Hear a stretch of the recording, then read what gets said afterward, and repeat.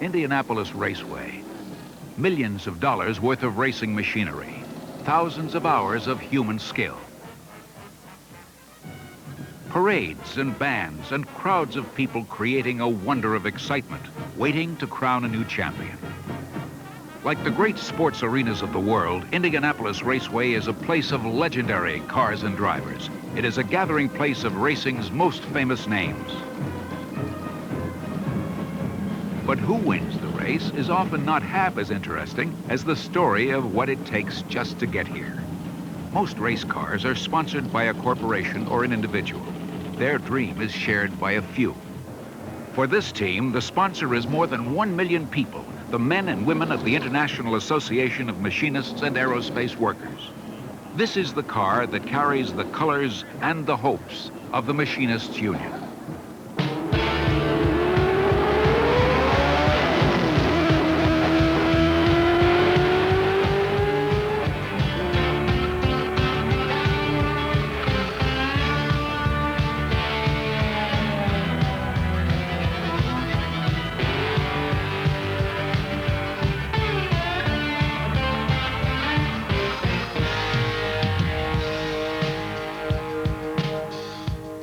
A race begins long before the green flag drops. A race car begins with a team of talented people. For months, machinists and mechanics shaped and formed raw metal. They welded it, drilled it, cut it, and polished it to create hundreds of individual parts. Racing, like life, is not a game of instant heroes. Racing is teamwork. All of these people think of the project as we have to get it done, we as a team, not anyone individually working on certain parts. These people are members of two teams, the IAM racing team and the union team. The IAM represents more mechanics than any union in the world. And whether they work in a garage or on a race course, the mechanics' goal is to do the best. As race day gets closer, the toughest adversary is the clock. While the team of mechanics fights a deadline, one man can only wait. The driver feels the press of time differently from the others. You don't really appreciate the physical stress and the mental stress and the combined fatigue that you get in a race car before you drive in a long race like the Indianapolis 500. You need to develop a lot of determination because it's not an easy thing to do. I think that participating in sports in general is an important preparation. You know, I try to do things that tax your system for a long time to simulate the 3.5 hours you spend on the race car.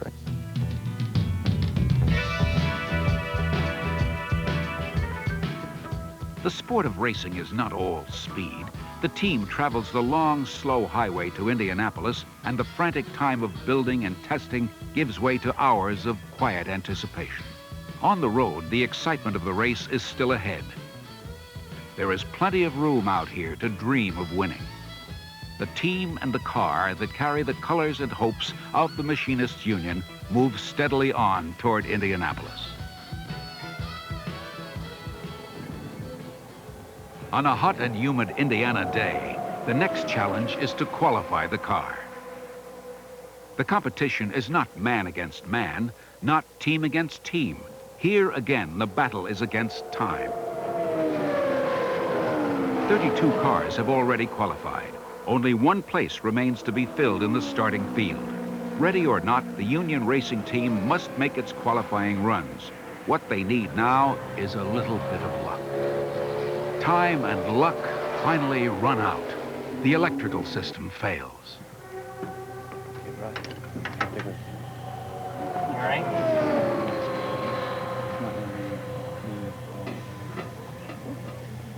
The dream of winning the Indy fades as the checkered flag falls on the last car to qualify. This time, the underdog must stand and watch as 33 others race on.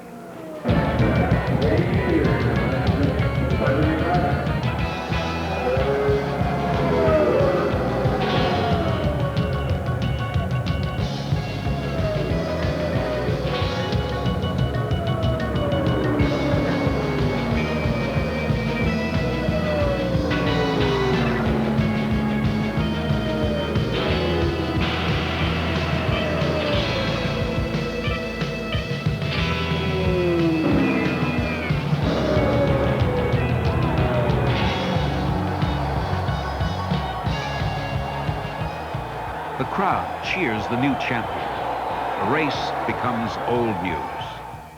But a new dream begins. The team and the car leave Indianapolis for the next race, this time the Pocono 500. Indianapolis and failure are behind. Ahead, a new challenge, a new racetrack, a new chance, another dream of victory.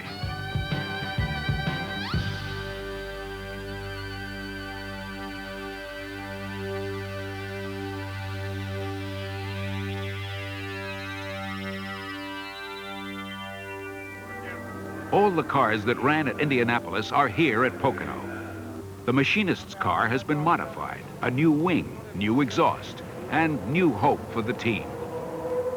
Pocono is a different raceway. How will the car handle on this track? Will the problems that kept the car out of the race at Indianapolis crop up again here? The IAM race team reflects the union's spirit of optimism. The underdog won't be kept down. In the garage and on the track at Pocono, mechanics put all their skills to work. Mechanics have a talent few others possess, skills they have developed to a near-perfect art. It is the mechanic's hands that give a race car its heart. On the final day of qualifying, the team begins another battle against the old enemy, time.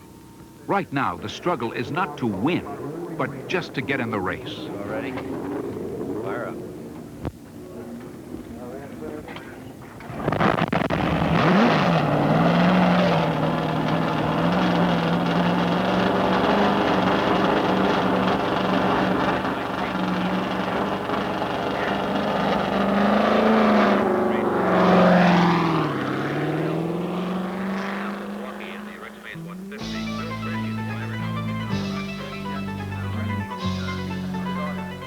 Pocono is a difficult racetrack to sort a race car at because there's 3 different corners on the racetrack, and they're all different in the length of the corners. The radius of the corner is all different, as well as the banking, which makes a big difference in how the race car handles.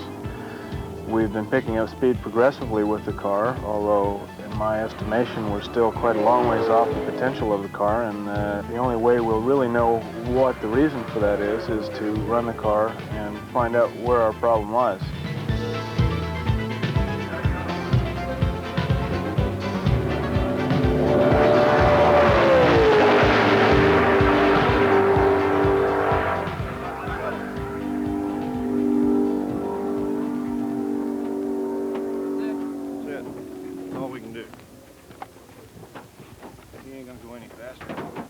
The hard work pays off.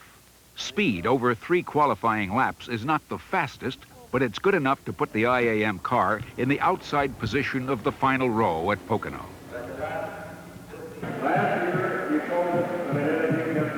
Race day. The Pocono 500 is a prestige race, part of the championship racing circuit. The names of men who have driven here are also legends. Foyt, Vukovic, Unser, Rutherford, Parsons, a fraternity of the famous and the fortunate. As at every championship racecourse, pressure and tension build as race time nears. Nerves are as finely tuned in the human body as engines are in the machines on the track. The underdog is ready.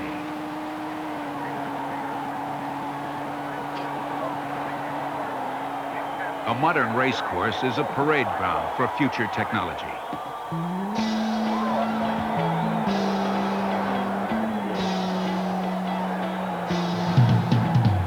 Looking like something from far out in space, the race cars move onto the track, lining up for the start. Resembling vehicles from Jupiter or Saturn, the fiberglass bodies tremble against the throttle-back power of engines waiting the driver's command for speed.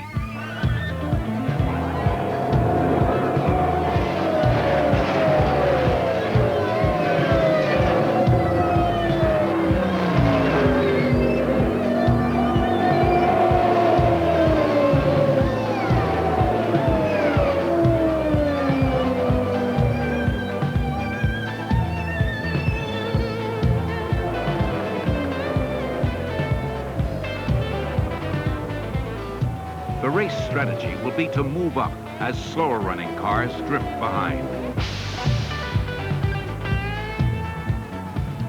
For 500 miles, the cars will fight for position. The winner's time will be recorded. But now, early in the going, speed is not as important as the ability to hold together.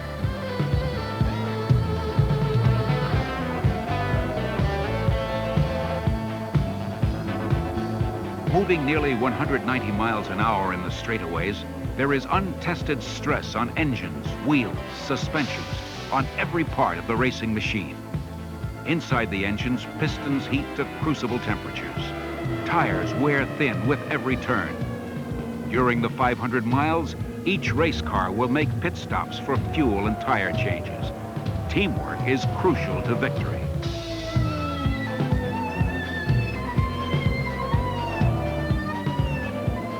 On the first pit stop, the team is optimistic. The Union car is fueled and moves back onto the track in quick time.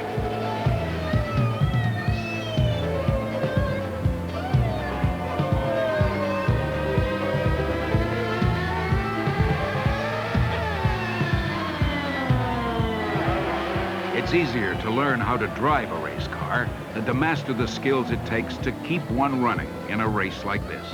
Union mechanics have given the Underdog plenty of heart for the fight. The race strategy is working. The machinist's car moves up in the field.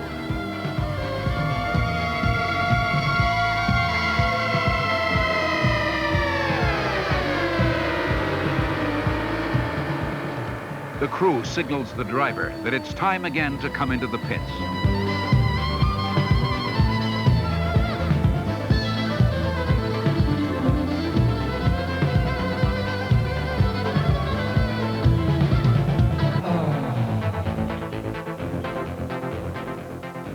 The second pit stop turns out to be the final stop.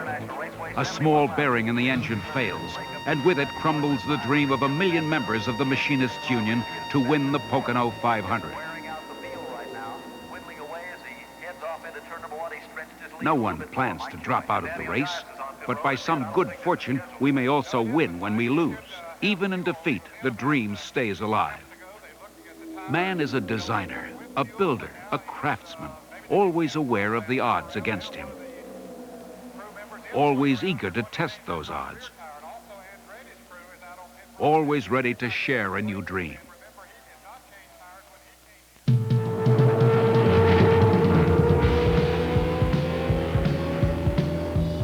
For more than 1 million members of the International Association of Machinists and Aerospace Workers, and for the IAM racing team, the new dream is already here. There is a new union-sponsored car on the track, ready to carry the colors of the IAM to Indianapolis and Pocono and beyond. The Union racing team is still the underdog, still aware of the odds, still dreaming, still fighting.